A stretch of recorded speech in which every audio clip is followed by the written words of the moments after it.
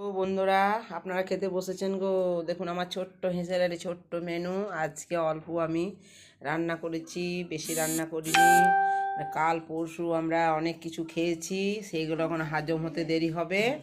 আস্তে আস্তে হজম হচ্ছে। কাল পরশু অনেকগুলো করে ভাত খেয়েছি। আমি তো ভাত খেতে বেশি পছন্দ করি না, কিন্তু কাল পরশু সত্যি কথাই আমি অনেকগুলো ভাত খেয়েছি। অনেকগুলো মেনু হয়েছিল, ভাজা ভুজি, সিজনো মাছ, চাটনি, মাছের টক, মাছ ভাজা, এই দিয়ে অনেক কিছু খাওয়া হয়ে গেছে। সেই জন্য আজকে এরা বললো, মা বেশি কিছু করতে হবে না, আজকে অল্প মেনু করে দাও। সেটার জন্য আমি অল্প মেনু করেছি। আজ করেছি একদম পাতলা। দেখুন আমার মশলা কিন্তু দেখতে পাওয়া যাচ্ছে না। সয়াবিন আর আলু আর ফুলকপি দিয়ে পাতলা করে একদম ঝোল করেছি। আমার নেওয়া হয়ে গেছে, বাটিতে বাটিতে দিয়ে দিয়েছি ওদেরকে।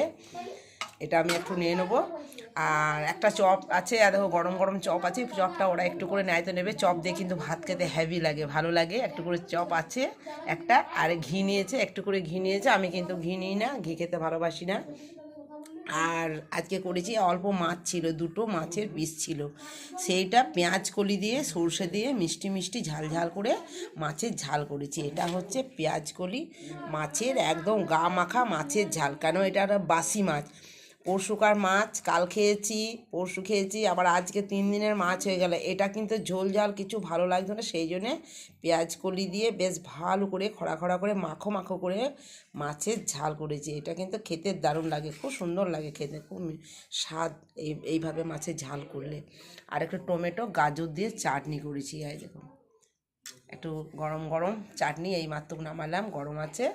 হ্যাঁ, গাজর দিয়ে কাঁচা লঙ্কা ধনে পাতা আর টমেটো দিয়ে একটু চাটনি করেছি। ব্যাস, এটাই হচ্ছে আজ আমার ছোট্ট হেঁচেলের ছোট্ট মেনু, একদম হালকা ফুলকা। ঠিক আছে বন্ধুরা, তোমরা যদি খেয়েছো ঠিক আছে, না খেয়েছো তো খেয়ে নাও। আর আমার এই ছোট্ট হেঁচেলের ছোট্ট মেনু যদি ভালো লাগে অবশ্যই লাইক আর কমেন্ট করুন। এখানেই আমরা রাখছি, এবার আমরা খেতে বসবো।